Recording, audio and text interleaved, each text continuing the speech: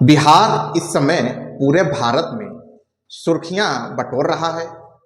राहुल गांधी तेजस्वी यादव की जोड़ी पहले ही करीब 13-14 दिनों से वहां पर अपनी यात्रा निकाल रही है। उस यात्रा ने पूरे बिहार का ध्यान आकर्षित किया है और लग रहा है कि अब बदलाव करीब है।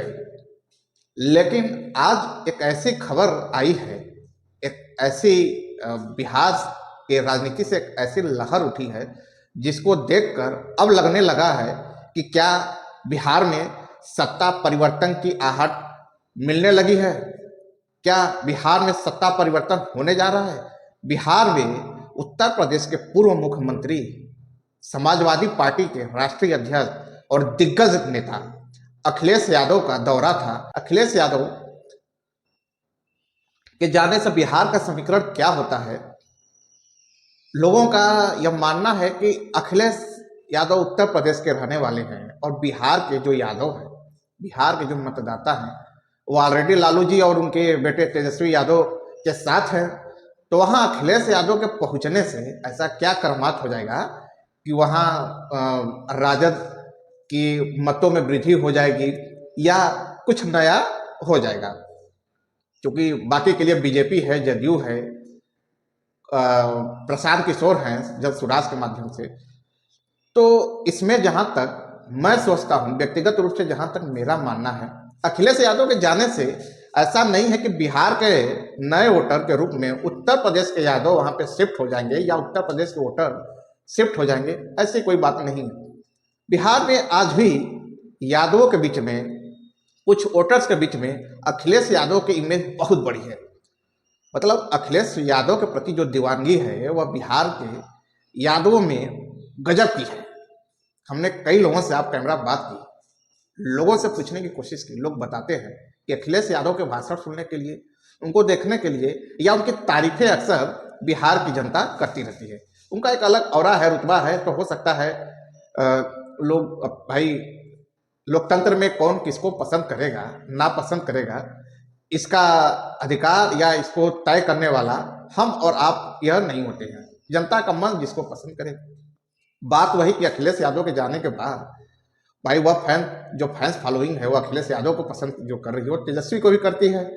तो फिर अखिलेश यादव से क्या प्रभाव पड़ेगा। तो ऐसे कई सारे वीडियो आप सोशल मीडिया के माध्यम से देखे होंगे या पूर्व के चुनावों के आधार पर जब आप परसेंटेज देखते हैं या सर्वे करने की कोशिश करते हैं तो यह पाते हैं कि कुछ ऐसे वोटर्स हैं जो प्रदेश में तेजस्वी जी को वोट देते हैं तो देश में मोदी जी को देते हैं। मतलब विधानसभा में तेजस्वी जी को देते हैं तो लोकसभा में, उनकी भाषा में मैं बता रहा हूं, तो लोकसभा में मोदी जी को देते हैं।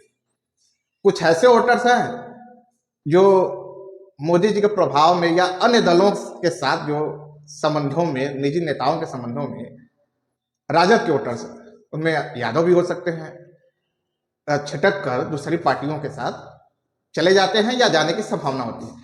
ऐसे में अखिलेश यादव के जाने के बाद उनके भीतर एक सकारात्मक मैसेज जाएगा कि इंडिया गठबंधन का हर एक सदस्य, हर एक नेता एक साथ है। अखिलेश यादव का वो सपोर्टर है ही है। तो अखिलेश यादव बार बार जब यह कह रहे हैं कि आप अपने वोटों को यहाँ पर दिलवाइए और उस पर नजर रखिए, तो इसका मतलब यह हो गया कि वह इनडायरेक्टली मैसेज कर रहे हैं कि आप छिटपुट मत होइए या इधर उधर छटकिए मत, भटकिए मत, आप तेजस्वी पर विश्वास करिए। क्योंकि बिहार में पलायन को रोकने के लिए अखिलेश जी ने कहा है कि तेजस्वी जी ने बहुत सारा रोजगार दिया था, फ्यूचर में भी वह देंगे। उन्होंने मोदी जी पर आरोप लगाया है कि यह हमको डरा रहे हैं, हम लोग इनसे डर रहे हैं और यह ट्रम्प से डरे हुए हैं। ट्रम्प की टैरिफ नीति से यहाँ के जो है व्यापारी परेशान है। तो अखिलेश यादव इस समीकरण को साधने के लिए, वहां के वोटर्स को मोटिवेट करने के लिए, इंस्पायर करने के लिए गए हुए थे। जनता का हुजूम उनको देखने के लिए उमड़ा हुआ था। और पिछले लोकसभा में आपने देखा दो लड़कों की जो जोड़ी थी, राहुल गांधी अखिलेश यादव, यूपी में क्या कमाल की जोड़ी ने अपना खेल दिखाया और उसका परिणाम क्या हुआ यह बताने की जरूरत है नहीं। तो अखिलेश यादव का जो कॉन्फिडेंस है इस समय 7वें आसमान पर है। यही वजह है कि मगध की धरती पर वह जाकर दहाड़ते हुए कहते हैं कि हमने अवध में बीजेपी को साफ कर दिया, अवध को में हमने अपना जो है कैंडिडेट जिता लिया। मगध के धरती की जिम्मेदारी आप लोग की, आप लोग तेजस्वी यादव या इंडिया गठबंधन को सपोर्ट करें, तो बीजेपी को यहाँ से हटाएं। तो अखिलेश यादव जब देखिए, अखिलेश यादव आज भी किसी भी क्षेत्रीय दल के नेताओं में अखिलेश यादव और बहन जी दो एक ऐसे लीडर हैं उत्तर भारत में जो राष्ट्रीय स्तर पर बड़े चेहरे के रूप में देखे जाते हैं।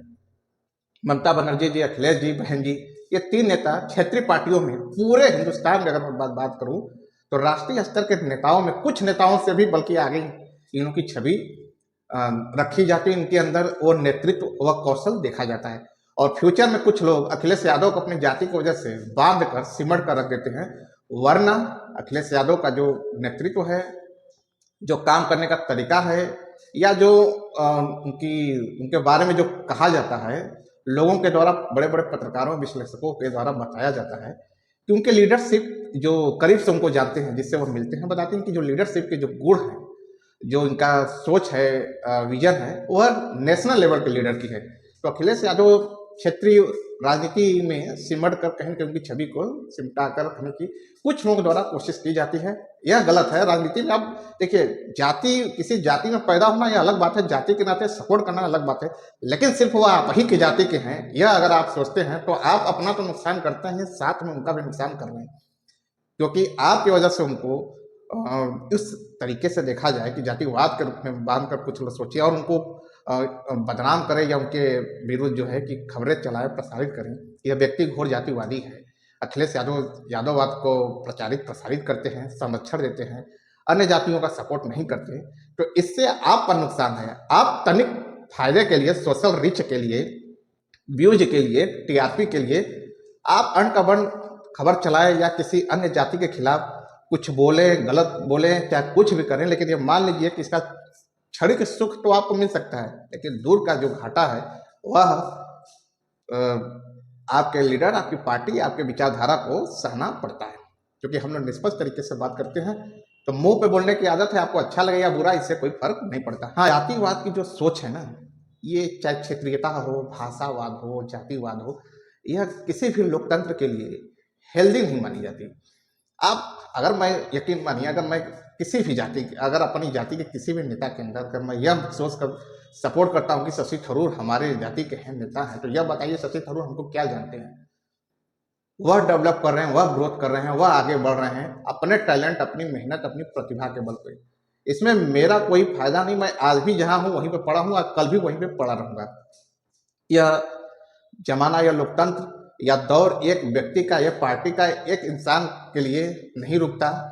बदलाव समय का नियम है, मांग है। तो उस हिसाब से हमें अपनी विचारधारा में भाईचारा और बंधुत्व की भावना को जागृत करते रहने की कोशिश करते रहना चाहिए। क्योंकि अब बताइए, अखिलेश यादव अगर एक तरफ देखा जाए तो 2012 में सपा बनती है, 17 में चली जाती है, और 17 के बाद लगातार वह व्यक्ति घूम रहा है, मेहनत कर रहा है, ग्राउंड जाकर प्रचार कर रहा है, प्रसार कर रहा है, अपनी लीडरशिप से लोगों को परिचय कराने की कोशिश कर रहा है। उसके बाद कुछ लोग आकर यह दावा करें कि फलाने हमारे जाति के हैं, इसलिए वह जीत रहे, इसलिए वह मुख्यमंत्री बनना चाहिए, इसलिए प्रधानमंत्री बनना चाहिए। तो आपकी सोच की वजह से उस व्यक्ति को मेहनत और ज्यादा करना पड़ता है, सरकार नहीं बनती है, और उन्हें जातिवाद, चाहे अन्य, मैं कुछ नाम नहीं लेना चाहता जिससे विरोधी दल खासतौर पर बीजेपी उनके ऊपर आरोप लगाती रहती है, उस दायरे में उनको बनकर रहना पड़ता है। अखिलेश यादव की सरकार बन भी गई तो ऐसा नहीं है कि आप कलेक्टर बन जाएंगे, मिनिस्टर बन जाएंगे, आप जहां हैं वहीं पर रहेंगे। यह है कि थोड़ा आपका पंख फैल जाएगा। ये हर सरकार में हर लोगों के सपोर्टर के साथ होता है, लेकिन आपके एक गलत तरीके से, गलत रवैये से, एक सोशल मीडिया पर गलत गाली देने से, गलत भाषा का प्रयोग करने से उनका नुकसान होगा, और उनका नुकसान होगा तो आपका नुकसान होगा, आपका नुकसान होगा तो विचारधाराओं का नुकसान होगा। यह किसी भी लोकतंत्र के लिए सही नहीं। पार्टियां होती हैं, वो आपस में विचार विमर्श करती हैं, लोकतंत्र में भाग लेती हैं, लड़ती हैं, तो हम अपने विचारधारा के आधार पर पार्टियों का समर्थन कर सकते हैं। योगी जी को समर्थन करने वाले करते हैं, उनकी अलग विचारधारा है, दक्षिण पंथ की विचारधारा है। दक्षिण पंथ के भी भीतर योगी जी के अलग समर्थक हैं, वह योगी जी के विचारधारा से प्रेरित हैं, या उनके भीतर वह खुद की खुशी, समृद्धि, इस तरीके की चीजें देखते हैं। वह अलग एक तरीके से, या उनमें वह अपना हित देखते हैं। अगर वह गलत तरीकों का प्रयोग करें, किसी को गाली देंगे, अब शब्द कहेंगे या कुछ ऐसा कृत्य करेंगे जो असामाजिक होगा, तो इससे जाहिर सी बात है बीजेपी को क्षति होगा, योगी जी को नुकसान होगा, बीजेपी का समीकरण बिगड़ेगा, दूसरे दल के आने की चांसेस ज़्यादा हो जाएंगे। तो यह समर्थकों का यह उत्तरदायित्व होता है कि वह इस तरीके से बिहेव करे कि भाईचारा बंधुत्व बना रहे, किसी भी दल का समर्थक हो। और पत्रकारों पे हर बात पे प्रश्न न उठाया कि तुम निष्पक्ष नहीं हो तो तुम फलाने के फेवर के हो, या तुम्हारी पत्रकारिता ऐसी है, तुम कैसे हो, तुम अपने भीतर झांको। जो जैसा है गोदी मीडिया का छोड़ दो, ढोंगी मीडिया का छोड़ दो, यूट्यूब ने एक ऐसा प्लेटफॉर्म दिया है हम लोग को, और 2-4 रुपए के अखबार आने से, तो अखबार की वजह से हम लोग अपने उत्तरदायित्व का, अपनी जिम्मेदारियों का बखूबी पालन करते हैं, ताकि समाज की परेशानियों पे आवाज़ उठाकर आप लोग को जागरूक करें, आपकी बात सड़क से उठाकर सदन तक ले जाएं। यह हमारी कोशिश रहती है, हम जैसे कुछ लोगों की। मैं ये नहीं कर रहा हूँ कि समुचे जो है पत्रकारों की कोशिश रहती है, वरना अगर ऐसा होता तो कोई गोदी मीडिया या ढोंगी मीडिया जैसा माहौल क्यों बनता, ऐसे नाम का जन्म ही क्यों होता। तो सरकार किसी की भी बनती, इसमें बीजेपी की सरकार है, तो आपका यह कर्तव्य बनता है कि आप बीजेपी की सरकार का सम्मान करें। जो नेता बैठा हुआ है, जो मुखिया बैठा हुआ है, उस पर निष्ठा बनाए रखें। इलेक्शन में आपकी पर्सनल विचारधारा क्या है, यह वक्त की बात है, यह आपका लोकतांत्रिक अधिकार है, आप किसको वोट देते हैं।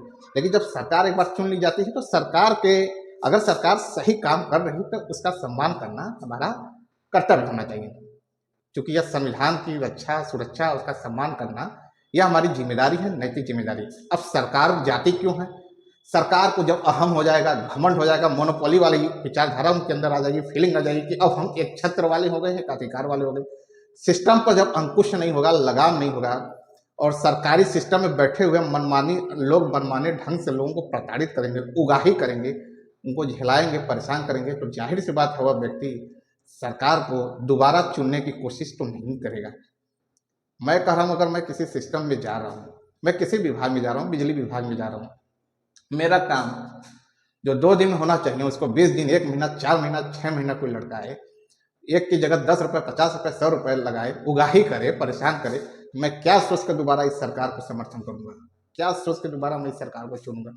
यह हर सरकार के लिए होता है, इस केवल स्पेशली एक सरकार के लिए नहीं। वही स्वास्थ्य विभाग, एडमिनिस्ट्रेशन, पुलिसिंग सिस्टम, हर चीज का एक एंगल। तो यह सरकारों की जिम्मेदारी है कि आप सिर्फ सरकार बनाने के बाद पॉलिथीन मार कर बैठ ना जाए, क्योंकि एक औरा एक नीति हर समय दीर्घकाल तक नहीं चलती है। सरकार बदलने के बाद जब विपक्ष में होता है ना, तो जिस हिसाब से विपक्ष के नेता दौड़ दौड़ कर रैलियां कर रहे हैं, परेशान हो रहे हैं, कैसे आज अखिलेश यादव हैं, चाहे राहुल गांधी हैं, तेजस्वी हैं, सड़क पे घूमना, लोगों से मिलना, जहां नहीं कभी गए थे वहां पर जाना, जनता के दिल में जगह बनाना, वापस उनका विश्वास जीतने के लिए प्रयत्न करना कि नहीं अब ऐसी गलती नहीं होगी, किसी तरीके से आप उनको एक बार सत्ता सौंप दीजिए, किसी तरीके से। आप प्यारी जनता, आप जनता जनार्दन, मुझे एक बार सत्ता सौंप दीजिए, हम आपका दोबारा ख्याल रखेंगे और वह पुनः उस गलती की पुनरावृत्ति नहीं होगी। लेकिन सत्ता का जो दम होता है वह व्यक्ति के विवेक, मस्तिष्क को एक तरीके से दीमक की तरह चाट लेता है। सत्ता में आने के बाद चाटुकार चापलूसों की एक लंबी फौज खड़ी हो जाती है, जिससे नेता को समझ में नहीं आता कि वह करे तो क्या करे। चाटुकार बार बार यही जाकर कहते हैं कि महाराज साहब, क्षेत्र में बड़ी खुशी है, चारों तरफ सारे लोग आपके नाम के लिए जय जयकारा लगा रहे हैं, त्राहिमाम करके, कहीं ऐसे गुंज ध्वनि सुनाई नहीं दे रही। आपके काम से चारों तरफ सुख, वैभव, समृद्धि, ऐश्वर्य चल रहे हैं, और बाकी की चीजें बताने के लिए लोग चैनल देखते हैं, अखबार देखते हैं, उसके लिए विज्ञापन के माध्यम से मीडिया को मेंटेन कर देना, क्योंकि वह आपकी आलोचना नहीं करेगी, वह सच को नहीं दिखाएगी। तो आप पुनः सोचिए, सत्ता में दोबारा मेहनत करके भी, आप ईमानदार हैं, उसके बाद भी आपके लिए मुश्किलें बढ़ती चली जाएंगी, यह स्वाभाविक है। आपको तो यह लगता है कि हम बड़े प्रसन्न हैं, आपका सिस्टम, आपके आला जो प्रशासनिक लोग हैं, आपके सरकारी जो कर्मचारी हैं, हमारे साथ एकदम राम राज का बिहेव कर रहे हैं, या अखिलेश यादव के शब्दों में बोले तो कृष्ण राज का बिहेव कर रहे हैं। लेकिन आपको क्या पता कि मीडिया के पीछे अगर चला जाए, पर्दे के पीछे, तो कोई दुशासन बन के घूम रहा है, कोई उन्हीं लोगों में, सारे लोग नहीं, 1-2 लोग, तो कोई दुर्योधन बन के घूम रहा है, कोई रावण बन के घूम रहा है, यह सारी, कोई कंस बन के घूम रहा है। तो यह सारी चीजें आपके पास तो सही खबर पहुंच नहीं रही है। सही खबर इसलिए नहीं पहुंच रही है कि सही खबर पहुंचाने वालों को नज़र उनके ऊपर 24 आवर्स रखी गई है, तो वह सही चीज़ें कहाँ से पहुँचाएंगे? सही चीज़ रोशन द पॉलिटिकल मुखिया को फर्क तो पड़ने वाला है नहीं। सफ़ेद रंग का ये जो है कि व्हाइट कफन 24 आवर पास रहता है और जनता के लिए, जनता के बीच में जाकर ईमानदारी, सत्य और निष्पक्षता की पत्रकारिता करने का जो जज्बा है, जो वचन हमने लिया हुआ है और जनता को दिया हुआ है, उससे तो समझौता होने वाला नहीं है। अगर आपको लगता है कि मैं आपके फेवर में पत्रकारिता कर रहा हूँ, उठाइए मोबाइल, चाहे जिस भी गैजेट पे हो, यहाँ देख रहे हैं आप, कीबोर्ड से सब्सक्राइब कर दीजिए, सब्सक्राइबर्स बढ़वाइए, रिश्तेदारों, दोस्तों, परिचय वाले में, ग्रुप में फैलाकर। अगर हल्की से भी आपके अंदर निष्पक्षता को सम्मान देने की भावना है, हल्की से भी आप कद्र करते हैं जमीनी पत्रकार की, तो आप कर दीजिए। रील्स देखते होंगे, 75 तरीके के चैनल को आपने सब्सक्राइब किए होंगे, लेकिन हम लोगों का मनोबल बढ़ाने में आपको कष्ट होता है। व्यूज तो दे देते हैं लेकिन सब्सक्राइब नहीं करते। सोचिए हमें कितनी तकलीफ होती होगी। फिलहाल के लिए इतना ही। द पॉलिटिकल मुखिया को सब्सक्राइब करें, सपोर्ट करें, शेयर करें।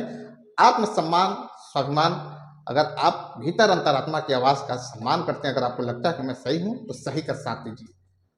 5-7 हज़ार सब्सक्राइबर रहेंगे, मन बढ़ेगा, हौसला बढ़ेगा, आपकी आवाज़ को मैं वहाँ तक पहुँचा दूंगा, सिस्टम और सरकार के भीतर तक। फिलहाल के लिए इतना ही। दीजिए इजाज़त। रोशन को द पॉलिटिकल मुखिया के साथ बने रहिए। नमस्कार।